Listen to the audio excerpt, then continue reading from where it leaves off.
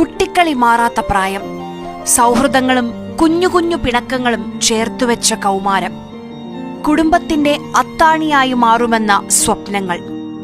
തലയ്ക്ക് പിന്നിലേറ്റ ആഘാതം കേരളത്തിനാകെ മരവിപ്പായി. വെറും 15 വയസ്സുകാരനെ സമപ്രായക്കാർ തല്ലിക്കൊന്നു.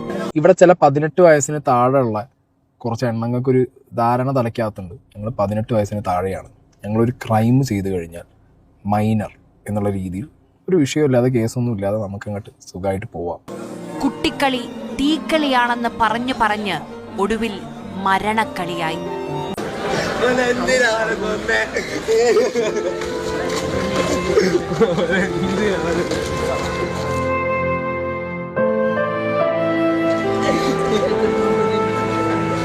കോഴിക്കോട് ജില്ലയുടെ മലയോര മേഖലയായ താമരശ്ശേരി എളയറ്റിൽ MJ ഹയർ സെക്കൻഡറി സ്കൂളിലെ 10ാം തരം വിദ്യാർത്ഥി മുഹമ്മദ് ഷഹബാസ് നാടിന്റെ മുഴുവൻ നടുക്കമായി.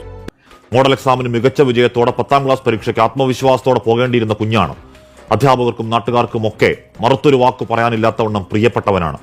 അക്കാലം അത്രയും പ്രവാസിയായി കഷ്ടപ്പെട്ട് നാട്ടിലെത്തി കൂലിപ്പണി ചെയ്ത് കുടുംബം പോറ്റുന്ന പിതാവിന് കുഞ്ഞനിയന്മാർക്ക് തണലാവേണ്ട ഒരു വീടിന്റെ പ്രതീക്ഷയാണ് ഒരു കൂട്ടം ക്രിമിനലുകൾ തലയോട്ടി തകർത്ത് ഇല്ലാതാക്കി കളഞ്ഞത്.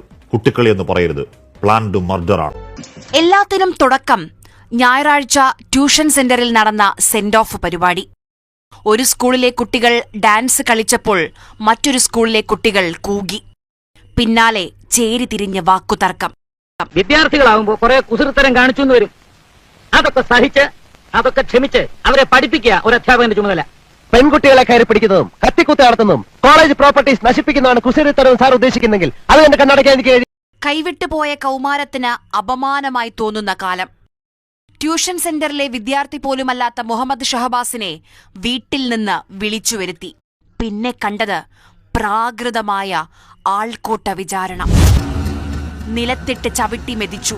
ഇതൊന്നും ഇവിടെ ചോദിക്കാനും പറയാനും ആളില്ലേ? അന്വേഷണം നടത്തി വേണ്ട ആക്ഷൻ എടുക്കാനേ പോലീസിനെ വിളിച്ചിരിക്കുന്നു. എങ്കിലും ഒരു 5 അംഗ അന്വേഷണ കമ്മീഷനെ കൂടെ നിയമിക്കണം. റിട്ടയർ ചെയ്ത ഒരുപാട് ജഡ്ജസ് ജോലിയില്ലാതെ വീട്ടിലിരിപ്പുണ്ട്.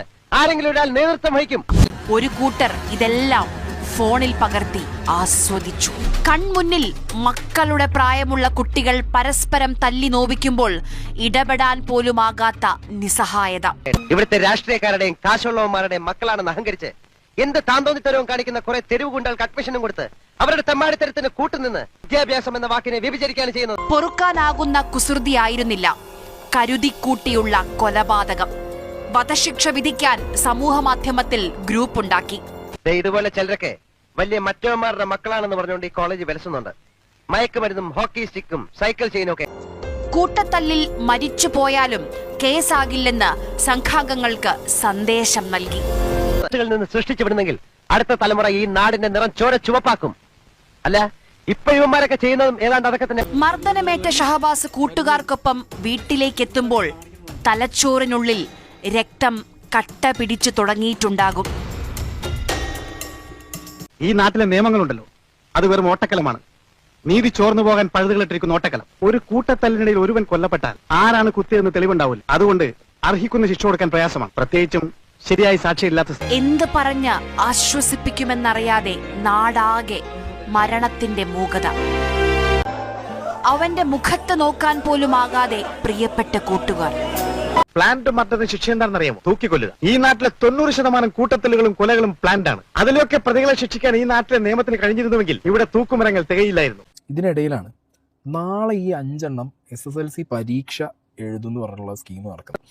ഇവിടെ കോപ്പി അടിച്ചാലടക്കം എന്താ ചെയ്യുക? ഡീബാർ ചെയ്യും. കോപ്പി അടിച്ചാലടക്കം പിന്നെ എന്ത് ചെയ്യില്ല, പരീക്ഷ എഴുതാൻ സമ്മതിക്കാറില്ല. ആ സ്ഥലത്താണ് ഇവിടെ ഒരു പയ്യനെ കൊന്നിട്ട് ഈ 5 ആളെ ഇനി പരീക്ഷ എഴുതാൻ കൊണ്ടുപോയി വിടുന്നത്. ഇത് പോലീസ് പ്രൊട്ടക്ഷൻ. പ്രതിപട്ടികയിലുള്ളവരെ വിളിക്കേണ്ടത് ക്രിമിനലുകളെന്നോ കുട്ടികളെന്നോ. ചെയ്തു പോയ ക്രൂരതയുടെ ആഴം പോലും തിരിച്ചറിയാനാകാത്ത പ്രായം. ഒറ്റത്രയേ ഉള്ളൂ, ഇതെന്തിയാണ് ഇവിടെ എങ്ങനെയാണ്?